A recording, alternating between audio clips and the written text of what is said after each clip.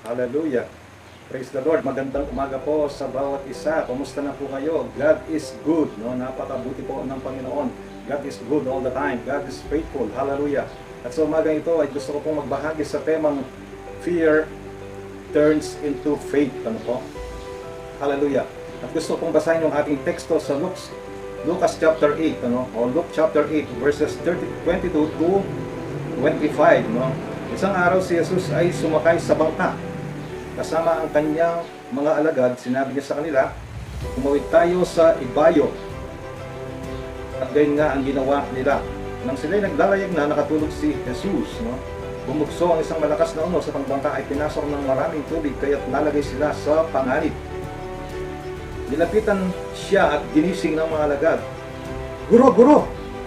Lulubog na po tayo," sabi nila. Bumangon si Jesus, sinaway ang hangin at ang nagngangalit ng mga alon, at tumahimik ang mga ito. Bumuti ang panahon. Tinanong niya sila, "Nasaan ang inyong pananalig?" Ngunit sila'y natakot at namangha at ang sabi sa isa't isa, "Sino kaya ito?" Inuutusan niya pati ang hangin at ang dagat, at sinusunod naman siya ng mga ito. Okay? So, ang gusto ko pong ibahagi sa inyo mga kapatid sa umagang ito ay patungkol sa fear turns into faith. Ano po? Kung paano yung takot ay magiging pananampalataya o ito'y mauwi sa pananalig. Hallelujah. So makikita ko natin dito ang mga disciples ni Jesus ay natakot. Ano po? Sa verse 22, nang sabihin sa kanila ni Jesus na tumawid tayo sa kabila, at ganun nga ang ginawa nila. Ano? Sila po ay sumunod. At sa verse 23, pinapakita po dito na si Jesus ay nakatulog marahil dahil sa pagod. No? At kung siya ay makatulog, biglang umihip ang malakas na hangin at sila ay biglang binulaga ng malakas ng unos na kung saan naglakihan ng alon sa lawa. No? At ito ay pumasok sa kanilang bangka at nalagay sila sa panganib. At dito na po natakot ang mga disipulo. No? Sila po ay sinagilahan ng pagkatakot. No? Hallelujah. Ano po ba yung takot? Ano po ba yung fear? No? Sa Webster Dictionary, ang sabi po dito, fear is an unpleasant, often strong emotion caused by expectation or awareness of danger. No? It is a painful emotion experienced in the presence or expectation of danger. No? At ang ibang kahulugan po nito o ibang wika ay dread, no? Alarm, fright. No? Ito po yung mga synonyms ng fear. So tamang-tama po yung ibig sabihin ng fear sa nararanasan ng mga disciples. Sila po ay natakot, no? Natakot po na sila ay malunod. Makikita po natin dito mga kapatid na yung fear o yung takot, no, ay dalawa ang pinanggagalingan. No? Yung unang fear, no, yung unang takot o yung unang fear ay galing po sa dyablo. At yung pangalawang fear sa Bible, ito po ay galing sa Diyos. No? So, mga kapatid, ang naranasan po ng mga disciples na fear ay galing sa dyablo. Kasi nung makatulog si Jesus, no? Take note, nung makatulog po si Jesus, ibig sabihin hindi na niya kontrolado yung surroundings dahil nakatulog po siya. Biglang bumulaga sa kanila ang malakas na bagyo at malakas na unos na nagsanhi na manganib ang kanilang buhay. O manganib ang kanilang kalagayan. Ano po? Kaya sila po ay natakot. No?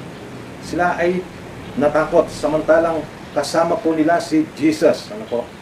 Hallelujah. Kung tutusin, bakit pa sila matatakot? Kasama nila si Jesus na nakita po nila na gumawa ng maraming himala sa iba't ibang lugar. No? Sa kanilang pagmiministeryo, nakasaksi po sila ng iba't ibang himala na ginawa ni Jesus na kung tutusin ay wala na po silang dahilan upang matakot pa. No? Kasi si Jesus ang kasama mo.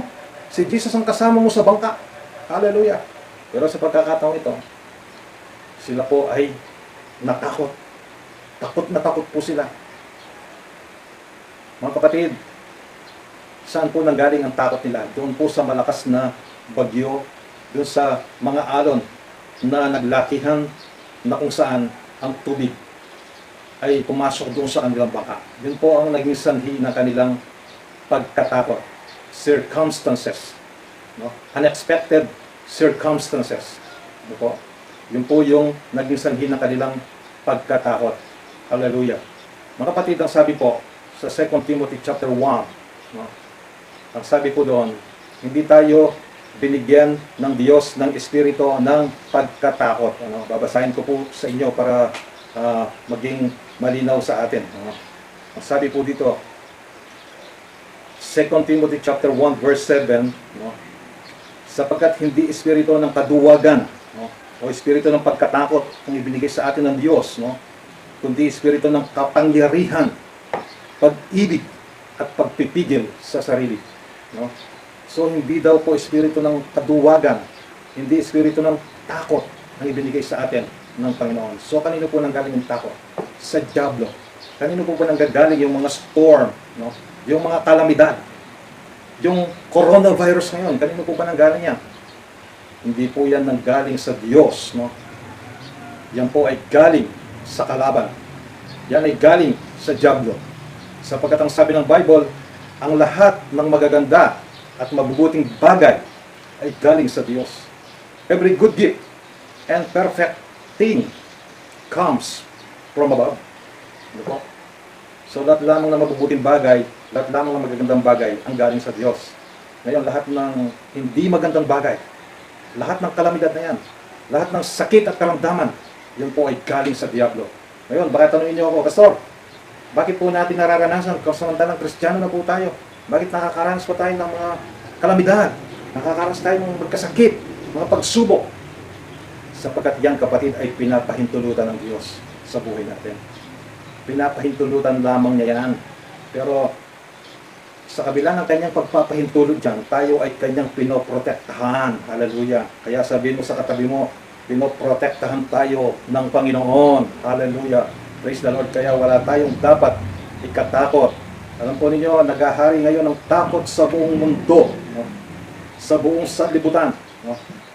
Lalong-lalo na dito sa atin sa Pilipinas, naku, nabalitaan lamang po nila yung isang COVID-infected doon sa San Francisco. Takot na yung mga tao. Nararatel na yung mga tao. Ang sabi nila, what if? Paano kung? Makanano na kaya? No. Napakarami po nilang what if? No?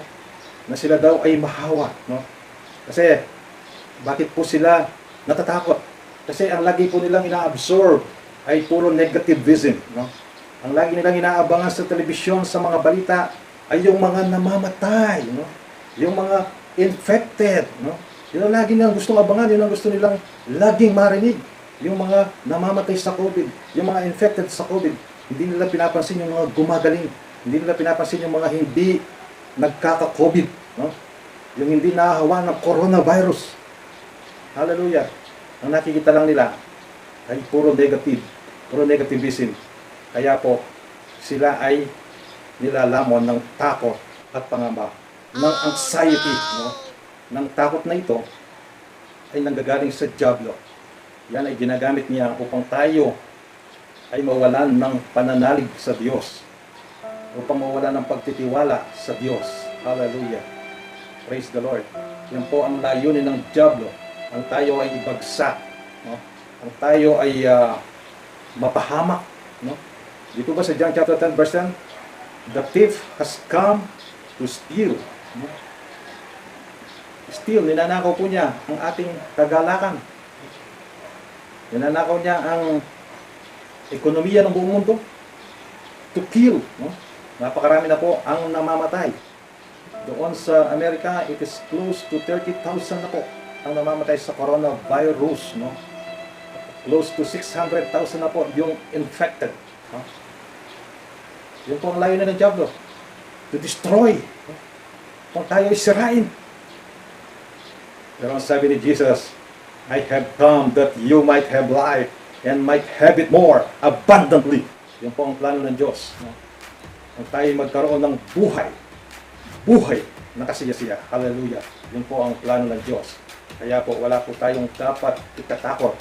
Pinahintulutan man yan ng Diyos sa mundong ito. Pinahintulutan man yan ng Diyos sa lugar natin. O protektahan po tayo ng Panginoon. Kita po ninyo si Job, kahit pinahintulutan niya yung maraming pagsubok sa kanyang buhay, mga dilubyo na dumating sa kanyang buhay, pinrotektahan niya ang buhay ni Job. Ang sabi niya sa diablo, huwag mo lamang kukunin ang kanyang buhay. Binigyan po siya ng restriction ng Panginoon. Hallelujah. So, ganun din po siya sa bawat isa sa atin. Iniingatan po tayo at pinoprotektahan ni Lord kahit na pinapahintulutan niya ang mga pagsubok sa ating mga buhay. Hallelujah. Praise the Lord. So, pinahintulutan niya. Pinahintulutan po niya yung unos na dumating. Kung kaya natigagal, natakot ang mga disipulo. Praise the Lord. Ano po ang ginawa ni Jesus nang makita niyang sila ay takot na? Ang sabi niya, Panginoon, Panginoon, lulubog na po tayo. Sa ibang salin o sa ibang book, sa Book of Mark and Book of Matthew, don't you care, Lord, that we are drowning? No? Wala ka bang pakialam, Panginoon, at tayo nalulunod na? No? Ano po ang ginawa ni Lord? Nagising po si Jesus at inutusan niya ang unos na tumigil. Stop! No? Siya po pala yung original na nag-stop. No? Hindi po si Kibloy ang original nag-stop. No? Kasi ngayon hindi po niya may stop ang COVID. No? Nakailang attempt na po siya na stop ang COVID, pero hindi po niya may stop ang COVID. Kasi si Jesus lang ang makakapag-stop sa COVID na yan. Hallelujah. In Jesus' name. Praise the Lord. Hallelujah. So, tumigil po ang unos. Tumigil ang bagyo. At tumahimik. No? Tumahimik. Nagkaroon ng kapayapaan sa dagat o sa lawa. No? Tumayapa ang tubig. Hallelujah. At ang nangyari, mga kapatid, no?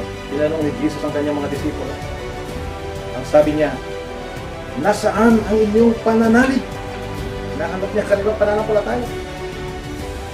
Siya ay nagtatanong, nasaan ang inyong pananalig? Kumbaga, sa kabila ng mga himala na nakita nyo, nasaksihan nyo, wala pa rin ba kayong pananalig? Pero praise it, parang ganun na po yun eh. Sa kabila ng mga nakita nyo himala, wala pa rin ba kayong pananalig? Sila po ay natakot. No? Sila ay namangha. No? So ito na po yung takot na nanggagaling sa Diyos. No? The fear that is coming from the Lord is awe with reverence. No? It is a worship, fear, and amaze. No? Sabi nila, sino kaya ang taong ito? Bakit nauutosan na ang unos? Pati unos ay sumusunod sa kanya.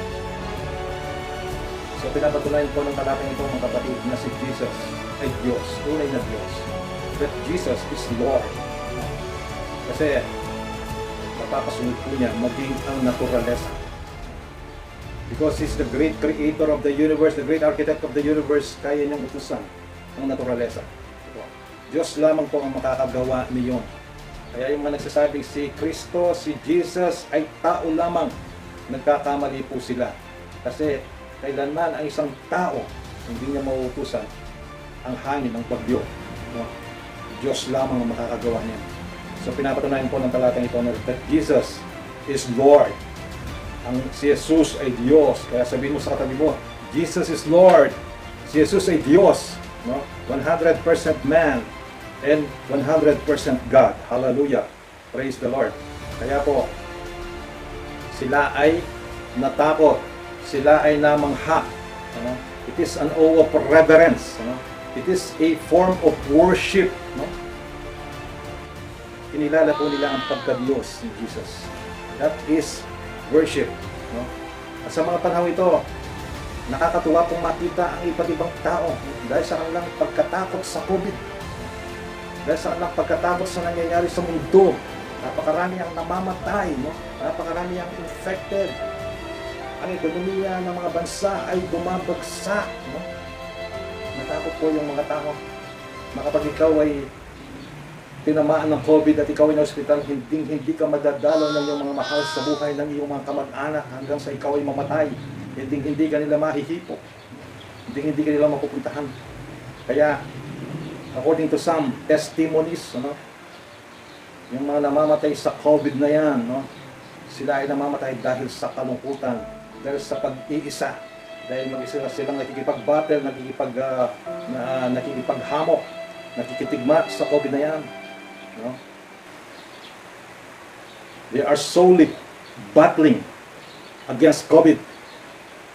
Pero ang sabi po ng Bible mga kapatid, the battle belongs to me. No? No? This is not, ano nga po yung kinakanta po natin? This is the way we fight our battle, no? When we worship the Lord. Kaya nakita po natin yung maraming grupo ngayon, maraming tao, they worship the Lord in the streets, in the hallways, in the parking ground, in the hospitals, everywhere, no? Nakita po natin sila na sila ay nagwo-worship, sumasamba, nananalangin sa Diyos, lumuluhod sa daan, ano? Na ngayon lamang po nangyari. Kapatid. Ngayon lamang po nangyari, ngayon ko lamang nakita yung mga ganitong eksena, no? Yung mga ganitong scene, no, sa mundo na talagang ang mga tao ay helpless and they become dependent to the Lord, no? Hallelujah. Kaya mga kapatid, when fear turns into faith, ano po? Hallelujah. Kapag hindi na po kaya ng tao, no? Hindi na po kaya ng tao, ng karunungan ng tao, scientists, doctors, medical professional, nurses failed, but Jesus never failed. Hallelujah.